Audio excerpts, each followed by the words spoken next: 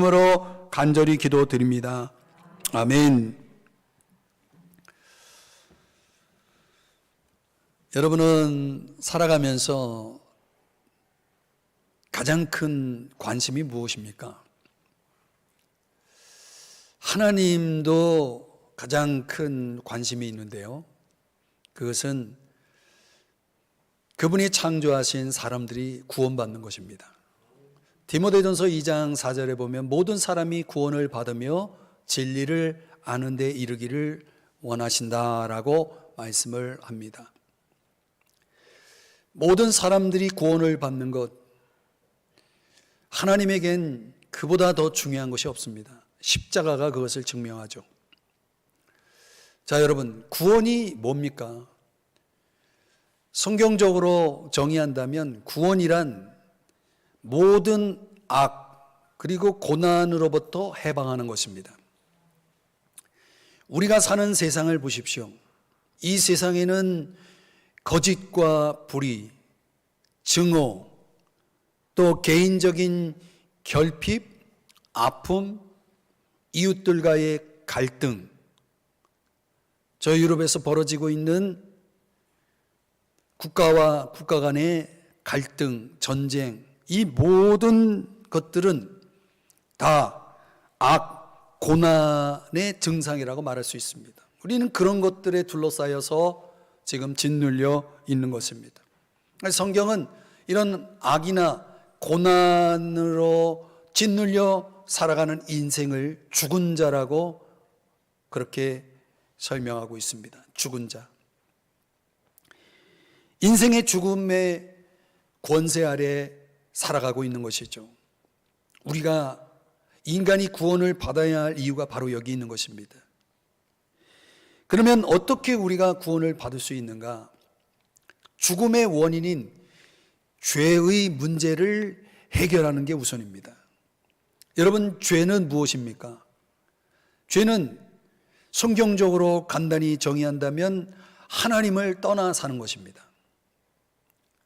하나님께 등을 돌리고 자기 주장의 의지를 가지고 살아가는 것입니다. 하나님을 떠난 사람들은 어떻게 됩니까? 그들은 하나님의 무한하신 자원, 지혜, 능력, 사랑 등등의 그 무한 자원에서 벗어나 있기 때문에 스스로 자신의 안에 내재되어 있는 제한된 자원을 가지고 살아갈 수밖에 없게 되는 것입니다. 그 인간의 제한된 자원이라는 것이 가져오는 문제는 무엇입니까? 예컨대 지혜가 부족하면 사람들은 어떻게 됩니까? 한치 앞을 내다볼 수 없기 때문에 불안과 두려움 속에서 살아갈 수밖에 없습니다. 능력이 제한되어 있을 때는 어떻게 됩니까? 얼마나 많은 실패와 좌절이 있습니까? 그런 아픔 속에서, 결핍 속에서 살아가는 거죠. 또 사랑이 제한되고 부족할 때 사람들은 서로 이웃들과 더불어서, 다른 사람과 더불어서 상처를 주고받으면서 아픔 가운데 살아갈 수밖에 없는 것입니다. 이런 모든 것들을 그 제한된 자원의 결핍의 문제를 인간들이 해결하는 방법이 뭡니까? 그거는 나를 다른 사람보다 더 주장하고 또 다른 사람들을 억압해서 굴종시키고 또 다른 사람들의 것을 강제로 빼앗아 착취하는 일들을 통해서 자기의 부족한 자원들을 채워나가려고 한다는 것이죠.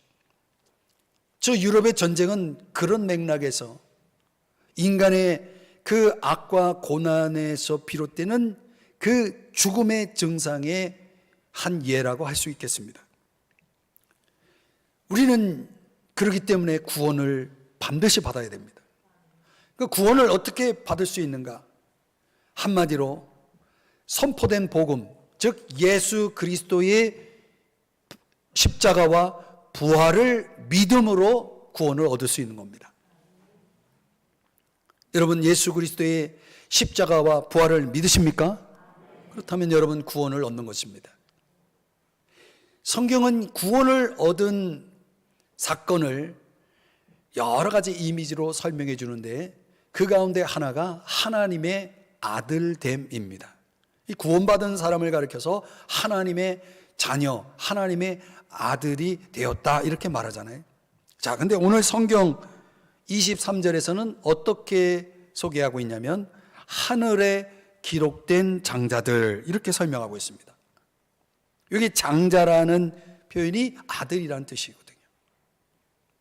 그러니까 하늘에 기록된 장자들이다 이렇게 표현하는 것은 누구를 가리키냐면 거듭난 사람들, 구원받은 사람들을 가리킵니다.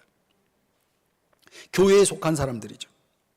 로마서 8장에서는 이런 사람들을 상속자라고도 표현합니다. 하나님의 유업을 약속받은 상속자 이렇게 표현하는 거죠. 그러니까 우리가 하늘에 기록된 장자들이다. 여러분들이 적어도 거듭나 구원받은 사람들이라면 여러분들은 장자들입니다. 그런데 여기 하늘에 기록됐다라고 하는 이 표현이 강조되고 있잖아요. 그 의미를 설명해 주는 내용이 다른 성경에 있는데요. 전도의 열매를 거두고 돌아온 제자들을 향해서 예수님이 이렇게 말씀하셨어요. 누가복음 10장 20절인데 다 같이 함께 읽어보겠습니다. 시작. 너희 이름이 하늘에 기록된 것으로 기뻐하라. 무엇으로 기뻐하라고요? 네, 너희 이름이 하늘에 기록된 것으로. 자, 이걸 좀 더 설명해 주는 내용이 요한계시록 21장 27절인데요. 또 같이 읽어봅니다. 시작. 오직 어린 양의 생명책에 기록된 자들만 들어가리라. 여기 생명책에 기록된 자들, 이들이 바로 구원받은 사람들이죠. 근데 어디에 들어간다라고 말하고 있나? 여기 본문에는 없죠. 바로 천국입니다. 천국에 들어갈 수 있는 사람은 누굽니까? 구원받은 사람들. 다시 말하면 생명책에 기록된 사람들. 여러분의 이름은 그 생명책에 기록이 되어 있을까요? 구원받은 사람이라면 당연히 기록이 되어 있겠죠. 빌립보서 3장 20절에서는 우리의 시민권은 하늘에 있는지라 그렇게 말하고 있어요. 그러니까 생명책에 기록된 사람들, 저 어린 양의 생명책에 기록된 사람들을 구원받은 사람이라고 표현하고 있고, 이 본문에서는 하늘나라 시민권자라고 이렇게 설명하고 있는 것입니다. 자, 그들이 오늘 본문에서 어디에 서 있는지를 한번 보겠습니다. 22절에 보면 너희가 이룬 것은 살아계신 하나님의 도성이라 이렇게 말씀합니다. 그러니까 그리스도인들, 구원받은 사람들은 하늘의 도성 바로 앞에 서 있다라고 말하는 거죠. 문자적으로는 아직 들어가지 않았지만 그 도성 앞에 서 있는 것입니다. 그 도성 안에는 누가 계시냐면 만민의 심판자이신 하나님이 계시고요. 또 어린 양으로서 우리를 위해 피 흘려주신 새 언약의 중보자이신 예수님이 계셔서 하나님의 도성으로 들어오는 자들을 위해서 은혜롭게 용서의 은혜를 베풀어 주시는 역할을 이제 예수님이 그분이 흘리신 피로써 해 주시는 거죠. 이 모든 일들은 장차 우리에게 일어날 일들이기 때문에 우리는 이날을 인내로 기다려야 하는 것입니다. 장차 이루어질 이 일에 대해서 아직 절정에 이르지 않았기 때문에 우리는 기다려야 하는 것입니다. 기다리면서 영적 생활에 퇴보하지 않도록 주의해야 되고 주님에게서 떨어져 나가지 않도록 주의해야 하는 것입니다. 이것을 위해서 오늘 성경은 하늘에 기록된 장자들, 구원받은 저와 여러분을 향해서 세 가지를 해야 한다라고 말씀하고 있습니다. 그 첫 번째는 말씀에 청종하는 것입니다. 오늘 본문 25절 말씀을 다 같이 함께 읽겠습니다. 시작. 너희는 삼가 말씀하신 일을 거역하지 말라. 땅에서 경고하신 일을 거역한 그들이 피하지 못하였거든 하물며 하늘로부터 경고하신 일을 배반하는 우리일까 보냐. 자, 무슨 말이냐면, 자, 저를 보시죠. 하나님께서 구약의 이스라엘 백성들을 시내산으로 불러들여서 모세를 통해서 경고의 말씀을 주시게 됩니다. 근데 그 경고의 말씀을 받은 백성들이 모세를 통해 들려주시는 그 하나님의 음성을 그들이 거역을 합니다. 그때마다 그 말씀을 거역하는 백성들을 향해서 하나님이 진노하시고 심판을 하셨습니다. 그러니까 하나님의 진노를 피하지 못했다는 거예요.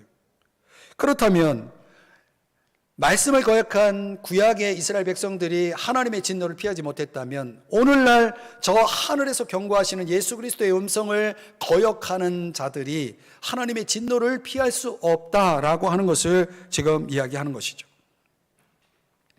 더욱이 하나님이 이스라엘 백성들에게 말씀을 주실 때 출애굽기 19장의 말씀에 의하면 그 시내산이 진동했다. 아주 크게 진동했다. 마치 지진이 일어나는 것처럼, 지진처럼 산이 흔들렸다는 것입니다.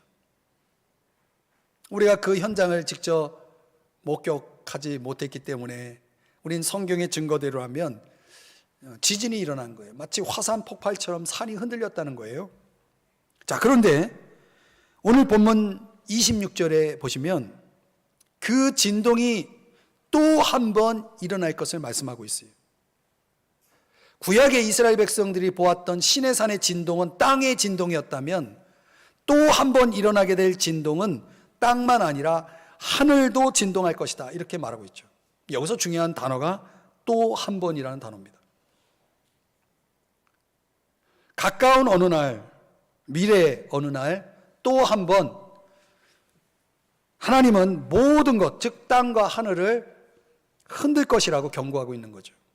이 흔든다라고 오늘 성경에는 진동이라고 하는 단어로도 설명하고 있는 것은 무슨 뜻이냐면 우리 눈에 보여지는 하나님이 창조하신 이 우주가, 지금 우리가 접하고 있는 이 우주가 사라질 것을 말씀하고 있는 겁니다. 잘 귀 기울여 들으시기 바랍니다. 이처럼 격변이 보이고 확실하다면 우리에게 주어져 있는 지금의 우주가 사라진다라고 하는 이 격변이 하나님이 진정 그 일들을 이루신다면 이 땅에는 지속될 것이 없는 겁니다. 그렇기 때문에 오늘 그 영원히 지속될 수 없는 것에 대해서 왜 그렇게 매달리고 있느냐라고 이 히브리서 저자는 당시 히브리서 독자들에게 질문을 던지고 있는 것입니다. 오늘 성경은 세상의 마지막 때에 지금의 이 모든 우주가 사라지는 대격변이 일어날 것을 경고하고 있는 거예요. 그때 모든 열방을 향한 하나님의 말씀이 선포될 때에 이런 대격변이, 우주가 사라지는, 베드로후서의 용어대로 하면 체질이 풀어진다. 그러니까 모든 물질을 구성하고 있는 최소 단위인 원소가 불에 타서 없어집니다. 그러면 그건 무슨 얘기냐면 뿅 하고 사라진다는 거예요. 여러분, 성경의 말씀입니다. 앞으로 이루어질 일들입니다.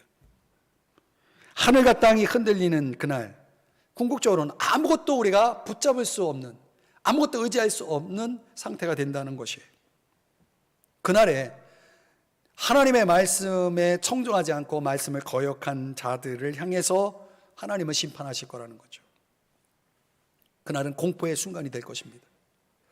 그러나 반대로 하나님 말씀에 청종하고 그 말씀대로 살았던 사람들에게는, 즉 하늘에 기록된 장자들이 그렇게 살았다면 그날은 영광스러운 소망의 순간이 되는 거죠. 왜냐하면 하나님의 도성으로 들어가는 순간이 되기 때문에 그렇게 되는 것입니다.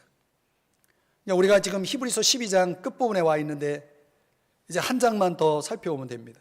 그러니까 히브리서 전체 13장이라고 하는 내용 속에서 하나님은 계속 말씀에 대해 청종하지 않는 그릇된 태도에 대해서 계속 곳곳에서 경고하고 있거든요. 크게 말하면 5번 경고하고 있어요. 5번. 말씀을 소홀히 여겨서 떠나는 일들, 말씀을 의심하고, 말씀을 업신여기고, 말씀에 무감각하고, 말씀에 불순종하고, 이런 모든 잘못된 태도에 대해서 곳곳에서 히브리서 전체가 그걸 경고하고 있거든요. 여러분, 말씀에 청종해야 됩니다. 영성학자 글렌 힌슨이 현대인들이 하나님의 말씀에 청종하지 못하는 이유를 두 가지를 들고 있는데, 하나는 분주한 것과 너무 분주하다는 거죠. 또 하나는 너무 산만하다는 거예요. 왜 이런 식으로 살게 되느냐에 대해서 글렌 힌슨이 설명하는 내용 그렇습니다. 우리 사회가 어떤 사회입니까? 성과 중시 사회죠. 그러니까 성공을 위해서 이 경쟁 구도 속에서 많은 성과를 이루어야 하기 때문에 사람들은 그것을 위해서 바쁘게 분주하게 살아간다는 거죠. 그런데 그런 분주함이, 그런 산만함이 가져온 치명적인 두 가지 결과가 있습니다. 그것은 뭐냐면 깊은 묵상 그리고 기도가 사라졌다는 것입니다. 여러분, 한번 여러분의 삶을 돌아보십시오. 여러분이 진지하게 하나님 앞에 충분한 시간을 가지고 하나님 말씀을 가지고 주님과 함께 교제해 본 적이 있습니까? 주님 앞에 충분히 주님의 음성을 들으며 주님 앞에 깊이 있게 기도해 본 적이 있습니까? 왜 이렇게 바쁜 거예요? 왜 이렇게 산만한 거예요? 우리의 일상이 그렇게 분주하게 산만하게 돌아가고 있지만 정작 우리에게 있어야 될 중요한 가치들이 상실된 채 살아가고 있는 그 하루하루가 얼마나 지금 길어지고 있습니까? 정말 우리가 진지하게 우리의 삶을 돌아봐야 되는 것입니다. 여러분, 역대상 10장에 보면 사울이 그 인생이 실패하고 죽은 이유에 대해서 이렇게 밝히고 있습니다. 그가 여호와의 말씀을 지키지 아니하고 또 신접한 자에게 가르치기를 청하고, 이렇게 말하고 있습니다. 여러분, 성경은 이 초대 이스라엘의 그 초대 왕인 사울이 그 인생이 실패한 원인을 여기에 두고 있는 거예요. 말씀에 청종하지 않았다는 거예요. 이거 심각한 겁니다. 여러분, 솔로몬을 보십시오. 솔로몬은 아마 이 지구상의 가장 지혜로운 사람이었을 거예요. 하나님이 솔로몬에게 내가 무엇을 줄고 너는 구하라 라고 하실 때, 그때 솔로몬이 하나님께 듣는 마음을 달라고 그렇게 요청을 합니다. 하나님 마음에 너무 들어가지고 하나님께서 지혜도 주시고 다른 모든 것도 주시지 않습니까? 그랬던 솔로몬이 열왕기상 11장 9절 10절에 보면은 마음이 돌아서요. 그렇게 지혜로웠던 왕이지만은 마음이 하나님에게서 떠나버립니다. 그러니까 하나님이 그에게 진노하셨어요. 언제나 하나님은 진노하시기 전에 또 심판하시기 전에 경고를 주시거든요. 그래서 이 말씀대로 일찍이 두 번이나 그에게 나타나셨다. 그러니까 두 번이나 그에게 경고하셨다는 거예요. 뭘 경고하셨냐? 10절에 보니까 이 일에 대하여 다른 신을 따르지 말라라는 경고를 두 번이나 하나님이 하십니다. 그러면 정신 차릴 줄 알았는데 그 지혜롭다 말하는 솔로몬이 여호와의 명령을 지키지 않았다 그랬습니다. 여러분, 솔로몬이 그랬다면 그보다 덜 지혜로운 많은 사람들, 하나님이 그렇게 경고해도 하나님의 말씀에 청종하지 않는 사람들이 얼마나 많을까요? 결국은 하나님이 솔로몬에게 심판하시면서 그 나라를 빼앗아서 다른 사람에게 주죠. 그런 것입니다, 여러분. 말씀을 거역할 때 하나님의 진노, 하나님의 심판을 두려워하셔야 됩니다. 그래야 우리가 말씀 가운데 살아갈 수가 있는 거죠. 하늘에 기록된 장자들은, 하나님 나라에 속한 자들은 하나님 말씀을 절대 거역하면 안 됩니다. 두려워해야 됩니다. 그리고 청종해야 됩니다. 듣고 따르는 거죠. 기억하십시오. 두 번째로, 하늘에 기록된 장자들이 따라야 할 일은 은혜를 감사하는 것입니다. 28절의 말씀을 자막의 내용만 같이 읽어보겠습니다. 시작. 그러므로 우리가 흔들리지 않는 나라를 받았은즉 은혜를 받자. 이 은혜를 받자라고 하는 이 표현이 관조에 보면 감사하자 이런 뜻으로 돼 있어요. 감사하자. 그러니까 너희 축복을 헤아려 보라 이런 뜻입니다. 그냥 오늘 성경은 감사하라고 말하고 있어요. 그럼 무엇을 감사하라는 말입니까? 오늘 본문 28절에 보면은 우리가 받은 나라, 즉 흔들리지 않는 나라를 감사해야 된다. 흔들리지 않는 나라를 받았은 즉 감사해야 된다. 이렇게 말하고 있죠. 저 하늘나라를 받은 거, 약속받은 거, 이걸 감사해야 된다는 거예요. 언젠가는 이 세상 나라가 사라질 거란 말이죠. 우리는 믿음 가운데 하나님 나라를 약속받은 사람들이기 때문에 우리의 마음은 벌써 하늘나라에 가 있어야 되는 거예요. 이 세상은 사라질 세상이고 저 하늘나라는 영원히 지속될 하늘나라이기 때문에 더 실제적인 거죠. 더 구체적이고 우리에게 있어서는 더 좋은 나라, 비교할 수 없는 나라죠. 그러니까 하나님 나라의 상속자들, 즉 장자들은 흔들리지 않는 이 영원한 나라를 받았기 때문에 이 세상이 흔들려도 흔들리지 않는 거예요. 이 나라는 우리가 노력해서 얻는 나라가 아니라 하나님 은혜로 받는 것이기 때문에 감사해야 한다라고 말하고 있는 거죠. 받았은즉 받은 것은 감사해야 되는 거예요. 하늘나라만 받았습니까? 하늘나라에서 누릴 축복을 우리가 받았죠. 더 나아가 우리가 이 땅에 사는 동안 잠시지만 잠시 사는 이 세상에서도 우리는 그리스도 안에서 받는 축복이 있죠. 그걸 또 감사해야 되는 겁니다. 예컨대 우리가 하나님 앞에 기도한 거 하나님이 응답해 주시잖아요. 여러분 기도 응답을 받았습니까? 그걸 감사하셨습니까? 감사하셨어요? 기도에서 응답 받아놓고 감사는 잊어버리지 않았습니까? 고린도후서 1장 11절의 말씀에 보면 기도로 얻은 은사, 은혜로 말미암아 많은 사람이 우리를 위하여 감사하게 하려 합니다. 그러니까 기도로 얻은 것은 다 감사해야 되는 거예요. 또 마태복음 14장 19절에 보면 예수님께서 굶주려 있고 배고파하는 군중들을 위해서 소년이 제공한 빵 5개와 물고기 2마리를 받아 들고 뭐 했다라고 말씀하냐면 감사 기도를 드렸다고 그랬어요. 여러분 정말 우리가 날마다 필요한 일용할 양식을 공급해 주시는 하나님께 감사하시나요? 하나님이 우리의 필요를 공급해 주시는 것에 대해서 진정 감사하시나요? 감사해야 되는 거예요. 역대상 29장에 보면 다윗의 감사가 나오는데 거기서 다윗이 무엇을 감사하냐면 부와 귀, 부귀, 권세와 능력, 모든 사람을 크게 하심과 강하게 하심, 이것이 다 주님의 손에 있다라고 말하고 있어요. 주님께 달려 있는 거죠.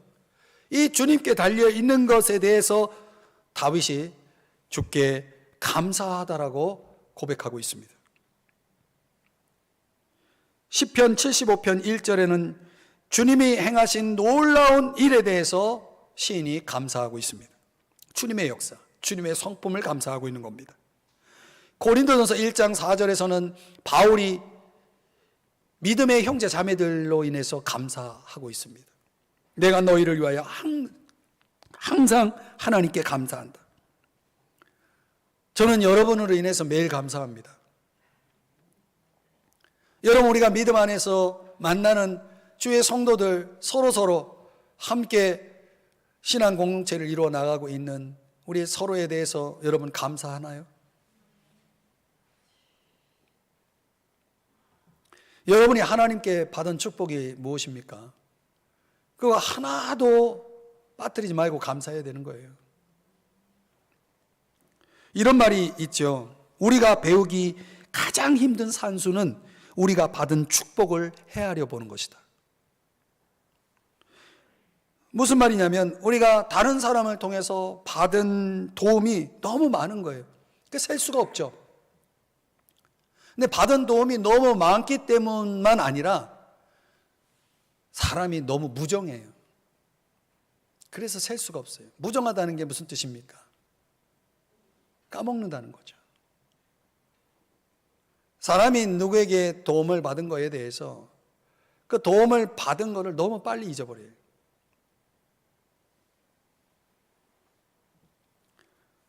그러니까 우리가 정말 감사해야 할 것을 감사하지 못하는 경우가 바로 그런 이유 때문 아닐까요? 너무 빨리 잊어버리는 것.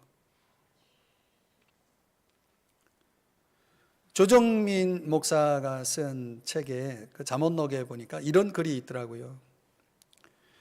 우리는 땅이 흔들리지 않는 것을 감사하지 않았습니다. 바닷물이 넘치지 않는 것을 감사하지 않았습니다. 따뜻한 햇살과 숨쉬는 공기를 감사하지 않았습니다. 눈을 뜨고 보니 어떤 것도 당연한 것은 없었습니다. 이런 글입니다. 여러분, 당연한 것은 없어요. 너무나 우리 일상 속에서 당연하게 우리 앞에 있는 것들을 놓고 당연하게 생각하니까 감사하지 않죠. 제가 오늘 이슬비를 맞으면서 이렇게 주일 교회로 발걸음을 옮기면서 공기가 얼마나 감사한지요. 이 마스크를 쓰고 벌써 2년 넘게 생활하다 보니까 정말 이 좋은 공기를 마실 수 있다는 게 이게 너무 감사한데 오늘 아침은 정말 제가 그 공기에 대한 감사가 나오더라고요. 여러분, 당연한 게 아닙니다.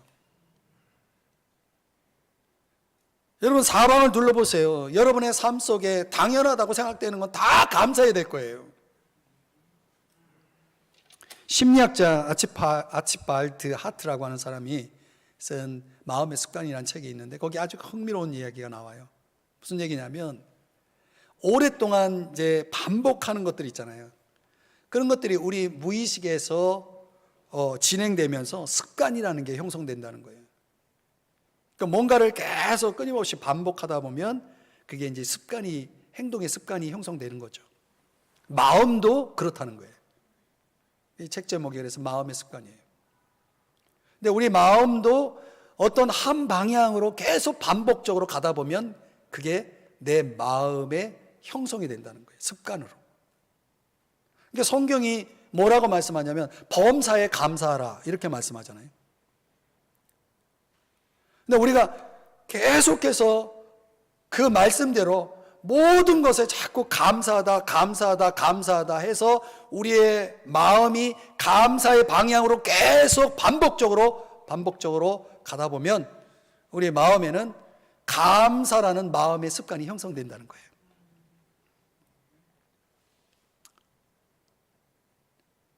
여러분, 정말 삶에 있어서 지극히 작은 거 하나,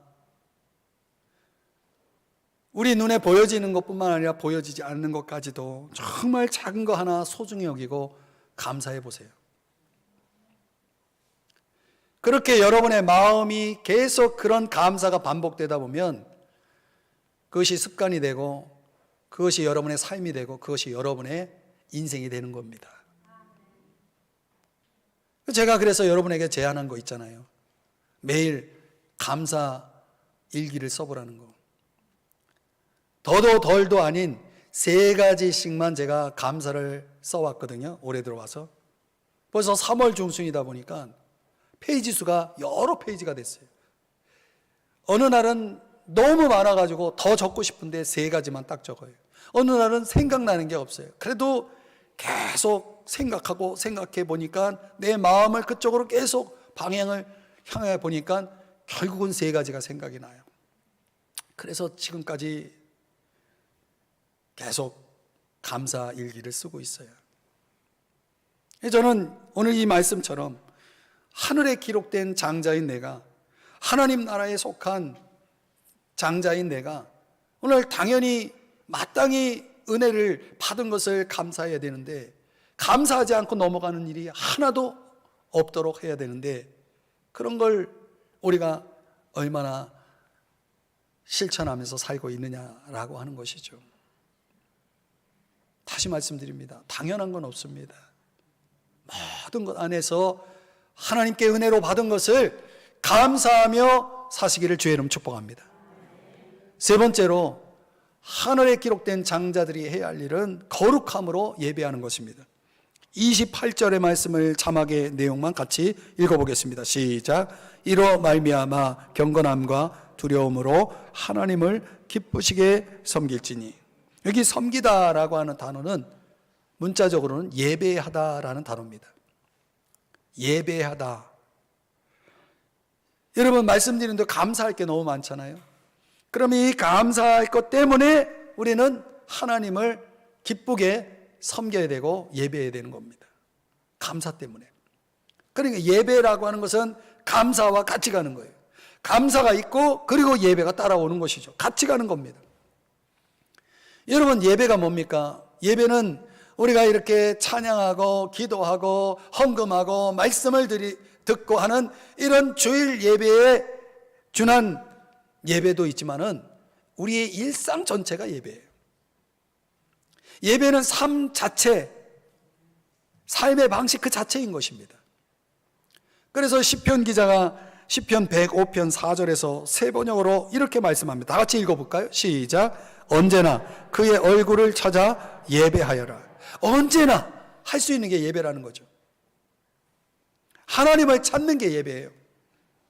로마서 12장 1절을 더 메시지 번역으로 보면은 여러분의 매일의 삶, 일상의 삶, 자고 먹고 일하러 가고 그리고 걸어다니는 모든 것이 하나님께 드리는 예배가 될 수 있다고 말하고 있어요. 이게 예배죠. 여러분, 예배는 우리의 유익을 위한 것이 아닙니다. 하나님의 유익, 즉 하나님의 기쁨을 위해서 존재하는 게 예배죠. 이사야 29장 13절 말씀에 보면 하나님이 기뻐하시는 예배가 되기 위해서는 이 부분이 해결되어야 되는데, 자, 여기서 이렇게 말씀합니다. 쉬운 성경으로 보면은 이 백성이 그 입으로는 나를 존경한다고 말하지만, 말은 그렇게 해요. 그런데 그 마음은 내게서 멀리 떨어져 있다. 그들이 나를 경배한다고 하지만 예배는 드려요. 그런데 그것은 사람들이 해오던 대로 형식적으로 하는 것일 뿐이다. 여러분, 이런 하나님이 기뻐할 수 없는, 하나님이 받으실 수 없는 예배들이 얼마나 많습니까? 하나님을 찾지만, 존경한다고 하지만 마음은 멀리 떠나 있고, 예배한다 하지만 형식적으로 드려지는 그런 예배가 얼마나 많은가. 그러니까 진정한 예배라는 것은 끊임없이 그분을 생각하는 게 예배예요. 그분과의 사랑에 빠져 있는 거죠. 여러분, 사랑하는 일을 늘 생각하잖아요. 끊임없이 그분을 생각하는 것입니다. 그리고 모든 일을 그분에게 하듯 하는 것이 바로 진정한 예배라는 것이죠. 이런 예배를 위해서 우리에게 있어야 될 세 가지를 오늘 본문 28절에서는 경건함, 두려움, 그리고 즐거움이라고 말씀하고 있습니다. 하나님이 진정으로 받으시는 예배가 되기 위해서는 경건과 두려움과 기쁨이 있어야 된다라고 하는 거죠. 왜? 그분은 29절에서 소멸하는 불이다 이렇게 말하고 있죠. 우리 하나님은 소멸하는 불이시다 이렇게 말하고 있습니다. 이 소멸하는 불이라고 하는 이 표현은 신명기 4장 24절에 나와 있는데요, 이 불은 무엇을 강조하냐면 아주 가혹한, 그러면서도 완전한 심판을 상징합니다. 앞서도 말씀드렸지만 하나님은 사라져버릴 모든 일시적인 것들을 불태워버릴 거라는 거죠. 그 불의 그 강력함이 베드로후서에서는 체질을, 즉 원소를 태워버린다고 했습니다. 그래서 뿅 하고 사라지는 것입니다. 하나님은 모든 일시적인 것들을 다 통치하고 계시고 그거를 결국은 멸하실 거다. 불완전한 모든 것들, 무가치하고 악한 모든 것들은 진노의 불길에 삼킨 바 될 것이다 라고 말씀하고 있는 것입니다. 그렇기 때문에 하늘에 기록된 장자들은, 이 하나님 나라에 속한 우리들은 그 불심판에서 살아남을 자들이기 때문에 우리는 그 소멸하는 불 대신 하나님 앞에서 준비되어 있어야 된다는 거예요. 그 소멸하는 불, 그 하나님은 의로우신 분이기 때문에 우리에게 의로운 삶을 요구하시는 거거든요. 그래서 하나님 앞에 매일을 그 의로우신 하나님 앞에 설 준비를 하면서 살아가는 것입니다. 그래서 매튜 헨리는 이런 말을 했습니다. 우리의 마지막 날 준비하는 것은 매일의 일이 되어야 된다, 이렇게 말을 했습니다. 우리가 매일 해야 될 일이 있죠. 그 일 가운데 꼭 있어야 될 것이 우리의 마지막 날을 준비하는 것이다 라는 것입니다. 이 땅에서 우리의 행동이 결국 우리의 다음 삶의 운명을 결정한다는 것을 의미합니다. 여러분 꼭 기억하셔야 됩니다. 1969년 16살 나이로 뉴욕시의 한 유원지 주차장 안내원으로 일했던 제프 스트리트라고 하는 사람의 이야기가 있습니다. 그는 그 안내원으로 일하면서 40불을 훔쳤습니다. 공금을 훔친 거죠. 그 몇 년 동안에 자신이 한 일을 잊어버렸습니다. 그 40불을 훔친 그해 후에 약 9년이 지난 그때 그가 그리스도인이 됩니다. 그리고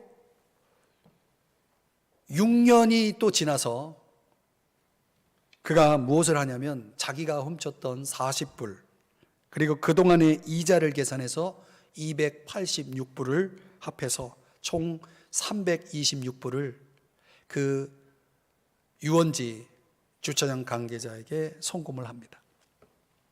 그게 또 화제가 됐어요. 사람들에게 알려지면서 방송국에서 그 스트리트를 이제 인터뷰를 하는데 도대체 당신이 한 일에 대해서 설명을 좀 해달라고. 그랬더니 이 스트리트가 말하기를, 저는 아까 얘기했던 그날 책상에 앉아서 기도를 하고 있었습니다. 그리고 하나님의 말씀을 읽고 있었습니다. 그때 제가 40불을 훔친 그 일이 생각이 났습니다. 제 마음속 깊은 곳에서 그 돈을 갚아야만 한다는 부담을 느끼게 되었습니다. 저의 행동은 일종의 순종이었습니다. 이렇게 그가 인터뷰를 했다는 겁니다. 도대체 그에게, 이 스트리트, 그에게 무슨 일이 일어난 겁니까? 오늘 성경대로 설명하자면 그가 기도하고 하나님의 말씀을 보는 순간 그 마음속에 하나님을 향한 경건, 하나님을 향한 두려움, 그것이 그의 마음을 사로잡았던 것입니다. 그는 그 거룩한 부담감을 거부할 수가 없었던 거죠.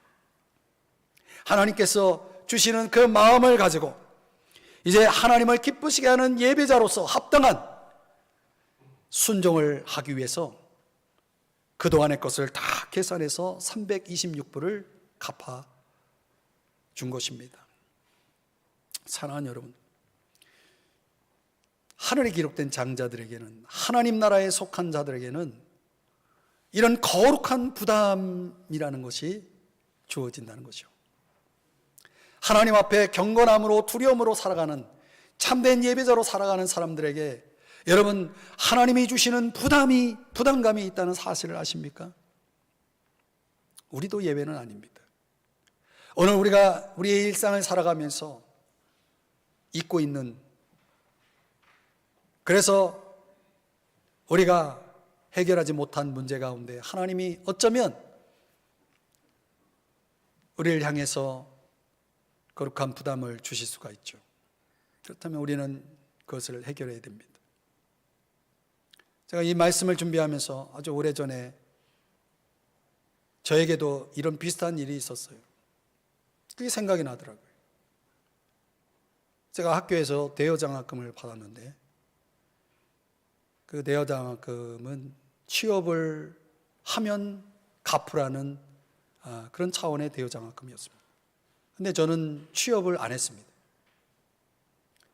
대학을 졸업하고 바로 신학교를 입학을 해서 계속 신학을 했기 때문에 취업을 안 한 거죠. 엄밀하게 말하면 또 취업을 했습니다. 파트 교육전도사를 했으니까. 근데 어느 날 하나님께서 저에게 거룩한 부담감을 주셨습니다. 너 그거 갚아라. 저 취업 안 했어요, 주님. 근데 주님이 그 부담을 계속 주셨습니다. 그래서 제가 송금은 안 하고 직접 그 대여 장학금을 가지고 가서 학생과에 가서 그것을 주고 왔습니다. 그랬더니 되게 놀라더라고요. 이걸 왜 가져왔냐고. 여러분, 사람이 하나님 앞에서 마지막 날을 준비하면서 살아가는 사람들에게 있어야 할 일들은 거룩함입니다. 하나님 앞에 설 준비를 하는 거죠. 오늘 저와 여러분에게 그런 거룩함이 있기를 주의 이름 축복합니다. 그게 참 예배자의 모습입니다. 이제 말씀을 적용해 보겠습니다. 대학생 선교회 CCC라고 들어보셨나요?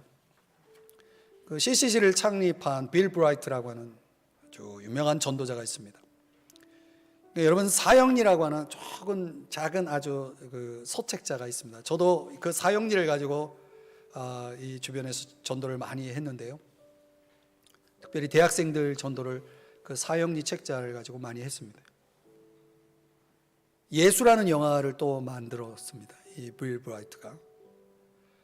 그래서 그런 여러 가지 그의 그 공로를 통해서 추정하기로는 약 1억 5천만 명이 그리스도 앞에 돌아왔다고 그렇게 말을 합니다. 정말 20세기에 아주 탁월한 전도자죠. 한 지인이 그에게 물었습니다. 도대체 하나님께서 왜 당신을 이렇게 사용하시고 당신에게 이런 축복을, 많은 축복을 주신 이유가 도대체 무엇일까요? 라고 물었을 때 이 빌 브라이트가 답하기를, 제가 젊었을 때 하나님과 계약을 맺었습니다. 제가 직접 그 계약서를 썼는데요. 그 계약서 아래는 제가 이렇게 서명을 했습니다. 어떤 내용이냐면, 이날부터 나는 예수 그리스도의 종이다. 이렇게 서명을 했다는 겁니다. 자기가 생각할 때는 바로 그날 그 서명 이후에 내 삶이 하나님 보시기에 합했기에 하나님이 나를 이렇게 사용하시고 나에게 이런 많은 축복을 주시지 않았을까요? 라고 답했다는 거죠. 여러분에게도 이런 계약서에 서명하셨는지요? 여러분, 결국 사라질 것을 붙들고 매달리고 있지는 않나요? 우리는 하늘에 기록된 장자요, 하나님 나라에 속한 장자로서 영원한 하늘나라 하나님 도성에 들어가서 살게 될 자들인데, 우리가 무엇을 붙잡고 있고 무엇에 매달리고 있는지를 한번 돌아보시죠. 과연 저와 여러분이 그런 하늘에 기록된 장자라면 지금부터라도 우리는 말씀에 청정해야 됩니다. 작은 것이라도 받은 은혜에 감사해야 됩니다. 하나님 앞에 진정으로 내가 그 심판대 앞에 섰을 때 책망받을 어떤 것이라도 용납하지 않도록 거룩함으로 참된 예배자로 살아가야 합니다. 오늘 이것이 또 한 번 하나님이 하늘에 기록된 장자들인 여러분에게 주시는 경고의 말씀입니다.